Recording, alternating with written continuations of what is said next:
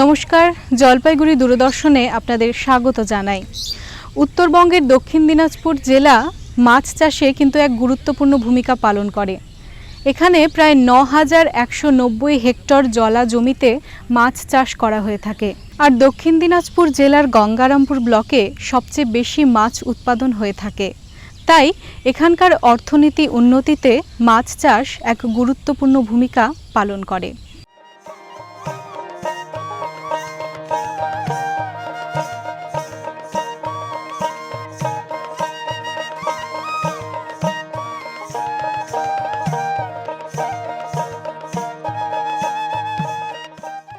কথায় আছে মাছে ভাতে বাঙালি। আমাদের এই দক্ষিণ দিনাজপুর জেলার গঙ্গারামপুর ব্লক মাছ চাষে সমৃদ্ধশালী। এখানে প্রচুর পরিমাণে পুকুর ও নদী বর্তমান এবং কিছু দিঘিও আমরা দেখতে পাই। আমাদের এই গঙ্গারামপুর ব্লকে ১,৬১৭ হেক্টর জলাশয় আছে। এখানে প্রচুর পরিমাণে মাছ চাষও হয়। আমরা দেখতে পাই যেই ব্লকে প্রায় ১৬,০০০ মানুষ মাছ চাষের সঙ্গে যুক্ত প্রত্যক্ষ ও পরোক্ষভাবে। এই ব্লকে প্রায় ৫,৭৭৫টি পুকুর আছে এবং এখন বর্তমানে ৬,০০০ টন মাছের উৎপাদন এই পুকুর থেকে আমরা পাই। আমরা এখন চলে এসেছি গঙ্গারামপুর ব্লকের একটি ছোট্ট গ্রাম পঞ্চগ্রামে। এই গ্রামে ধান, গম, সর্ষে, আলু চাষের সাথে সাথে মাছ চাষও গ্রামবাসীদের কাছে রোজগারের একটি গুরুত্বপূর্ণ পথ। এ গ্রামে ৫০০ পরিবারের মতো লোক বসবাস করে, যাদের মধ্যে বেশিরভাগই মাছ চাষের সাথে যুক্ত। পঞ্চগ্রামের বাসিন্দা সঞ্জয় চক্রবর্তী ২০ বছর থেকে মাছ চাষের সাথে যুক্ত। তিনি ৪ একর জমিতে বিভিন্ন রকম মাছ চাষ করে ভালো আয় করছেন। আমি সঞ্জয় চক্রবর্তী, আমি এই গ্রামের বাসিন্দা। আমি নিয়ার অ্যাবাউট ২০ বছর ধরে মাছ চাষ করি এবং আমার লিজ পুকুর এবং নিজের পুকুর মিলে ৪ একর মতন আমি চাষ করি। আমি মাছ সেল করি শিলিগুড়ি, তারপরে আপনার কিষানগঞ্জ, ফারাক্কা, গঙ্গারামপুর এইসব জায়গায় সেল করি। চারাপোনা বিশেষ করি, আর রুই, মিরকা, কাতল তো করি। তাছাড়া এমনি তো মাগুর টাগুর করি না, মানে এমনি এই চারাপোনাটাই বেশি করি। সারা বছরে মাছ চাষ করে ভালোই প্রফিট হয়। মানে আমি তো ওই রকমভাবে হিসাব নিকাশ করি না, হয় ৪-৫ লাখ টাকা মতন, খারাপ হয় না, ভালোই হয়।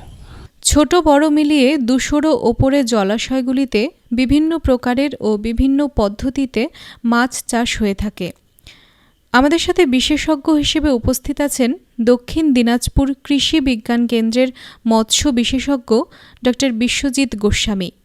তার কাছ থেকে শোনা যাক এখানে কি পদ্ধতিতে কি ধরনের মাছ চাষ করা হয়ে থাকে। গঙ্গারামপুরের এই অঞ্চলে আমাদের মাছ চাষের ক্ষেত্রে দেখা গেছে প্রচুর পরিমাণে আমরা রুই, কাতলা, মৃগেল এবং গ্রাস কার্প এবং আমেরিকান, তার সঙ্গে সঙ্গে আমরা বিভিন্ন ধরনের অল্টারনেটিভ ফিশ, যেগুলো আমরা বলছি, যেগুলো বাজারের চাহিদা প্রচুর, সেই ধরনের মাগুর, দেশি মাগুর, শিঙি এবং কই মাছ প্রচুর পরিমাণে ছোট ছোট ডোবায় চাষ করা হচ্ছে। কিন্তু মনে রাখার বিষয়, আমরা কিন্তু পুকুরের ব্যবস্থাপনার দিকে একটু জোর দিতে পারি। এখানে আমরা দেখেছি মিশ্র মাছ একটা গুরুত্বপূর্ণ মাছ চাষের ক্ষেত্রে অবদান রেখেছে। মিশ্র চাষ বলতে আমরা বলি মিশালি মাছ। আমরা ৩ ধরনের মাছও চাষ করি, আবার ৬ ধরনের মাছও চাষ করি।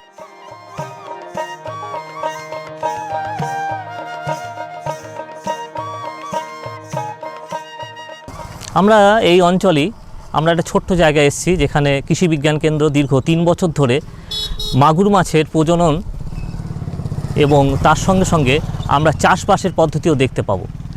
এখানে চাষবাস যেটা হচ্ছে সেখানে খুব কম জায়গায় 1 কাঠা জায়গায় আমরা এই মাগুরের চাষ করছি এবং এখানে খুব কম খরচে খুব লাভ হয়, কারণ 1 টাকা খরচ করলে আমরা 4 টাকা পর্যন্ত পেয়ে যেতে পারি এবং এর যে আমাদের ইনভেস্ট কস্ট সেটাও খুব কম হয়।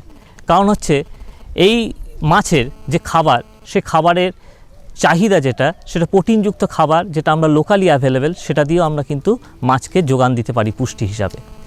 এবং এই সমস্ত মাগুরকে আমরা চাষ করে আমাদের মানুষের পুষ্টি মূল্যকে মেটাতে পারবো। তার সঙ্গে সঙ্গে আমরা এই মাগুরকে বাজারজাত করে প্রচুর লাভও করতে পারি। তার সঙ্গে সঙ্গে এই মাগুর আমাদের সংরক্ষণের একটা অন্যতম হাতিয়ার। এই পঞ্চগ্রামে 700রও বেশি আদিবাসী মানুষের বাস। এদের মধ্যে অনেকেই মাছ চাষের সাথে যুক্ত। এই গ্রামের একজন প্রগতিশীল আদিবাসী মাছ চাষী পঞ্চানন তির্কি, যিনি অনেকদিন থেকেই মাছ চাষের সাথে যুক্ত। চলুন শোনা যাক তার কাছ থেকে তিনি মাছ চাষ নিয়ে কি ভাবছেন। আমার নাম পঞ্চানন তির্কি, পঞ্চগ্রামের আমি বাসিন্দা। আমি 25 বছর ধরে 4.5 একর জমিতে, জলা জমিতে আমি মাছ চাষ করে আসছি। বর্তমানে মাছের চাহিদা দেখে আর তার সঙ্গে আমাদের মাঝিয়ান ফার্মের প্রযুক্তি পেয়ে আমার একটা নিচু জমি আছে, যে জমিটা হলো যে এই 18 বিঘা, মানে 9 একর। সেটাতে বৈশাখ মাসের দিকে চতুর্দিকে পাড় বেঁধে ওটাতেও চাষ চলছে মাছের চাহিদা অনুযায়ী। তা এখন বর্তমান সেটাতে টান দিয়ে দেখা গেল, আগে ছাড়া ছিল ধানিপোনা 7 কুইন্টাল, সেখানে টান দিয়ে আমি দেখলাম যে 37.5 কুইন্টালের মতো মাছ এসছে। আগে মোটামুটি ধরে নেন 4.5 লক্ষ টাকা আয় আসতো ইয়ারলি। এখন এই নতুন চাষে মোটামুটি 10 লক্ষের ঊর্ধ্বে ছাড়িয়ে যাওয়ার একটা চিন্তাভাবনা আছে। আমি মোটামুটি বিদেশি মাছের আছে, কিন্তু বিদেশি মাছ আমি না চাষ করে দেশি মাছের এখানে চাহিদা বেশি, দেশি মাছ দিয়েই আমি চাষ করছি। দেশি বলতে রুই, মিরকা, কাতলা, তার সঙ্গে ব্রিগেড মাছও আছে, এটাও বিদেশি বলা যায়। আবার এই মাছটা যায় আমার মূলত আমার এই ডিস্ট্রিক্ট ছেড়ে আরেক ডিস্ট্রিক্ট হচ্ছে আলাল, মালদা ডিস্ট্রিক্টে, তাছাড়াও শিলিগুড়ি পর্যন্ত যায়। এই গ্রামে প্রচুর মানুষ মাছ চাষের সাথে যুক্ত। ছোট বড় অনেক জলাশয় রয়েছে যেগুলোতে মাছ চাষ করা হয়ে থাকে। প্রদীপ বর্মন, আমি পঞ্চগ্রাম গ্রামীণ বিকাশ ইউনাইটেড ফার্মার্স ক্লাব পক্ষ থেকে বলছি। আমাদের ফার্মার্স ক্লাব 2009 সালে প্রতিষ্ঠা হয় এবং আজ পর্যন্ত আমাদের ফার্মার্স ক্লাব এখানকার সাধারণ পাবলিকের জন্য কৃষি এবং মাছের সম্বন্ধে বিভিন্ন রকম ট্রেনিং এবং সঙ্গে ব্যাংকের সঙ্গে পরিষেবা দেওয়া দান করছে। যেমন কেবিকের সঙ্গে কেবিকের বিভিন্ন প্রযুক্তি আমাদের গ্রামের মানে একদম বাড়িতে নিয়ে এসে পৌঁছে দিচ্ছে। তারা এখানে এসে আমার ট্রেনিং দিচ্ছে যে মাছ এবং এই কৃষি সম্বন্ধে বিভিন্ন ট্রেনিং। এছাড়া মাগুর মাছেরও ট্রেনিং দিচ্ছে তারা। এবং এখানে আমাদের 2 জন তারা মাগুরের ডিম এবং তার বাচ্চা তৈরি করতেছে। এখান থেকে অনেকে মাগুরের চারা কিনে নিয়ে গিয়ে বাইরে এবং বড় করতেছে, বড় করে বাজারে বিক্রি করতেছে। আমাদের ফার্মার্স ক্লাবের 105 জন সদস্য এবং এই ফার্মার্স ক্লাব থেকে গত 2014 সালে প্রোডিউস অর্গানাইজেশন একটি গ্রুপ করা হয় এবং সেটি ছিল ফিশ এবং এগ্রিকালচার। দক্ষিণ দিনাজপুরের উৎপাদিত মাছ রোজ চলে যাচ্ছে উত্তরবঙ্গের বিভিন্ন বাজারে। এ অঞ্চলের প্রচুর মানুষ প্রত্যক্ষ ও পরোক্ষভাবে মাছ চাষের সাথে যুক্ত হয়ে রোজগারের এক পথ খুঁজে পাচ্ছেন। আমাদের সাথে রয়েছেন কিছু মৎস্য ব্যবসায়ী, যারা এখানকার মাছ পৌঁছে দিচ্ছেন উত্তরবঙ্গের বিভিন্ন জায়গায়। কথা বলবো তাদের সাথে। আমি রফিকুল মিয়া, বাড়ি পঞ্চগ্রাম। আমি দীর্ঘ 15 বছর ধরে মাছ চাষের সঙ্গে জড়িত। আমি মাছ চাষ করি, মাছ কিনে নিয়ে আসি, আবার পুকুর লিজ নিয়ে বাইরে বিক্রি করতে নিয়ে যাই। সেখান থেকে আমি বেশ কিছু রোজগার করি। এভাবে দীর্ঘ 15 বছর ধরে আমার চাষবাস চলে আসতেছে। আমরা মার্কেটজাত করি, কখনো নিয়ে যাই বিহারে, কখনো শিলিগুড়িতে, আরও অন্য অন্য জায়গায় ফারাক্কাতেও আমরা মাছ বিক্রি করি। যেখানে আমরা বাজারজাত ভালো মনে করি আমরা সেখানেই মাছ বিক্রয় করি, যাতে আমরা ভালো উন্নতি করতে পারি। হ্যাঁ, মোটামুটি 4-5 লাখ টাকার মাছ বিক্রি হয় বছরে। হ্যাঁ, বেশি বিক্রির সম্ভাবনা তো আছে। চাষ আমরা যেরকম করতে পারি সেরকমই হয়। যদিও মৎস্য উৎপাদনে গঙ্গারামপুর একটি গুরুত্বপূর্ণ স্থান অধিকার করে থাকে, কিন্তু এখনও বিশেষ এই অঞ্চল থেকে আরও মৎস্য উৎপাদনের সুযোগ রয়েছে।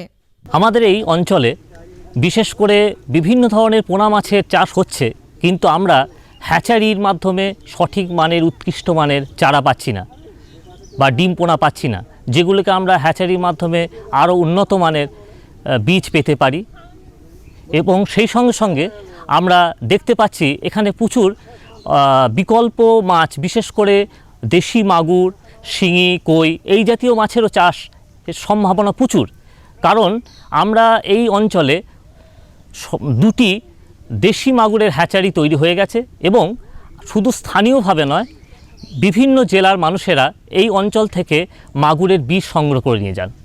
আমরা যদি এই ধরনের ছোটোখাটো কম খরচের মাগুরের হ্যাচারি এখানে তৈরি করতে পারি, তাহলে আমরা আরও মাছের যোগান, দেশি মাগুরের যোগান আমরা অন্য জেলাকে দিতে পারবো। এছাড়াও আমরা দেখেছি এই অঞ্চলে পাঙ্গাস, তেলাপিয়া বা পাবদা মাছের একটা সম্ভাবনা আছে, যেগুলোকে আমরা বিভিন্ন পুকুরে চাষ করতে পারি। এবং যে সমস্ত দেশি মাগুর, কই বা শিঙি মাছ আছে সেগুলোকে ছোট ছোট ডোবায়, যেগুলো অব্যবহৃত অবস্থায় থাকে, সেগুলোতেও আমরা চাষ করতে পারি। বিশেষ করে দেখা গেছে আমাদের এই গঙ্গারামপুর ব্লকে প্রায় 500 হেক্টর জলা অব্যবহৃত অবস্থায় আছে। এগুলোকে যদি আমরা সঠিকভাবে চাষ করি, তাহলে আমরা 30 কোটি মুনাফা বা আয় করতে পারবো। এটা একটা বিশাল দিক আমাদের অর্থনৈতিক বিকাশের ক্ষেত্রে। আমরা চাইছি এই অঞ্চলে বিভিন্ন ধরনের পোনা মাছের সঙ্গে সঙ্গে আরও অন্যান্য দেশীয় মাছেরও চাষ করা যেতে পারে। আমরা রাই খয়রা বা যে পুঁটি, ময়া মাছ, এগুলোকেও কিন্তু আমরা ছোট ছোট জলাশয়ে চাষ করে আমাদের দেশীয় মাছগুলোকে সংরক্ষণও করতে পারি। এবং আজকের দিনে বাজার দর এই সমস্ত মাছের প্রচুর, এবং একজন ছোট চাষি খুব কম খরচে এই সমস্ত জলায় চাষ করে প্রচুর লাভ করতে পারবেন।